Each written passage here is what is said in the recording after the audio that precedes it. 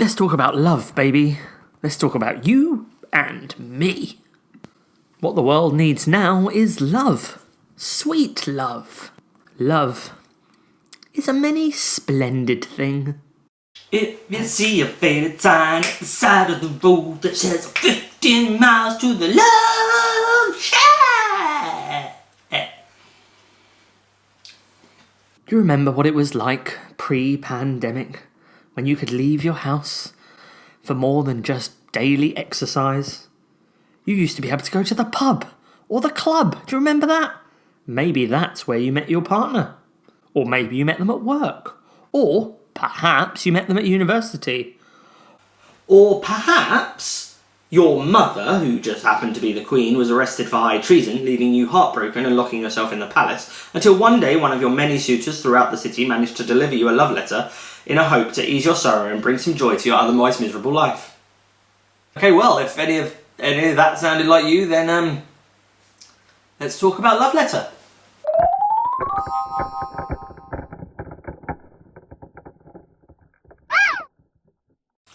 Love Letter is a game of 2 to 4 players, designed by Seiji Kanai and published by Z-Man Games. Your goal in Love Letter is to get your letter from your hands to the hands of the princess, whilst also trying to stop competing letters getting to the princess. It's a quick, easy deduction game which has got enough tricky elements to keep you coming back for more. So let's get into looking into the actual game. It comes in a lovely velveteen looking bag, which is lovely to feel if you like velvet. I hate velvet. It brings me up in goosebumps. I don't like it. I got some velvety cushions at home, in the living room. I don't like it. I'm not one for it. Sit on it, brings me up in goosebumps. Don't like it. However, makes it look and feel really, really expensive. It's just lovely. Well designed. Also, you have the affection cubes. Depending on the player count is depending on how many cubes you need to win. So, for example, 2 players, you need 7 to win. 3 players, you need 5 tokens to win. 4 players, you need 4 tokens to win. So that's every time your letter gets to you're the last one standing. As it were, you get a token of love from the princess. Wonderful, beautiful, how lovely. So yeah, they're basically how you find out who wins the game, which is always good. Instruction manual. Don't leave home without it. The basic stuff. The backstory, which got a lovely little story involved on there, as well as all the character skills, and just a brief about all the different characters within the game. And the Tempest cinematic board game universe, as it were. These characters will keep cropping up in different games that you can play through the Tempest universe, which is great, and it's learning a bit more and it's getting a bit more involved in the characters. So many games are just, it's Professor Plum, innit?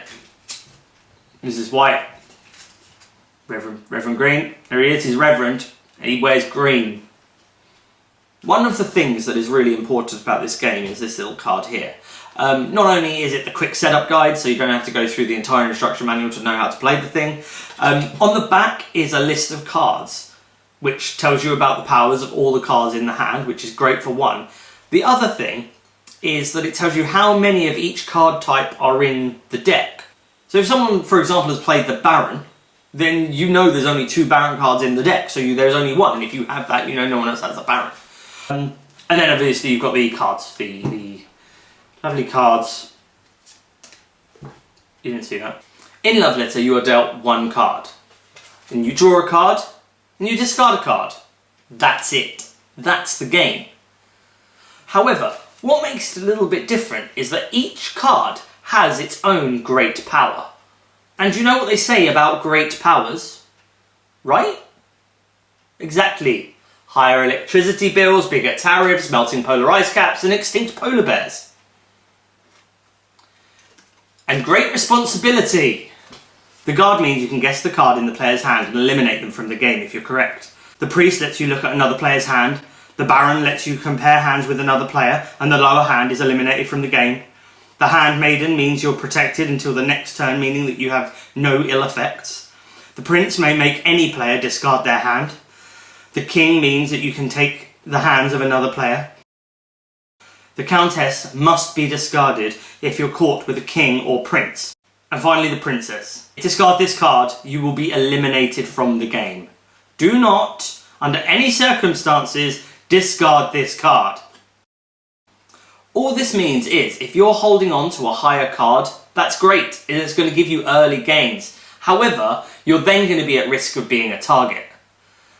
But, if you keep hold of lower cards for too long, you're going to end up with your letter, more than likely, thrown into the fire. That's gone well over the table. As a gateway game into social deduction, this game really can't be flawed. It's a really easy game just to pull out your pocket, pull out your handbag, pull out your coat, pull out your samurai sword sheath on your back, and just play when you're out and about in a park, in a pub, in a beer garden. Is Love Letter the best social deduction game there is? No, not at all. There are so many other games that handle social deduction and give you more layers than this game does. Things like Coup and Masquerade and Secret Hitler and Werewolf. But the other thing with those games is they work better with a higher player count, and they are a little bit more complicated. This is a game essentially you could teach to your nan. So when it comes to the premium edition of the game, evidently it's in a box and it's a bit prettier on that side of things. It does add extra characters: the bishop, the queen, the constable, the count, the assassin, the jester. So there's a lot more characters and layers and that sort of stuff. But and that's worth looking into. And if you are able to play with a larger amount of players, then absolutely go towards that. But most people, most of the time, for a game that's really quick and really simple, you don't need more than 4 people. There's even a Marvel Infinity Stones version where one player takes the role of Thanos trying to get the Infinity Stones, and the other 1 to 5 players play as the Earth's mightiest heroes trying to stop Thanos from... It just adds more layers to the game in general, kind of like a sexy onion.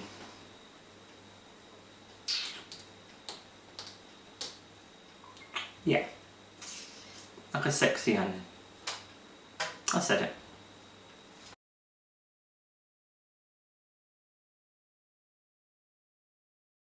Hi, me again from the future, or maybe the past, because I filmed this in the future from when I filmed previous footage. However, now this is the past because you're watching it in the future. Oh, wow. That's...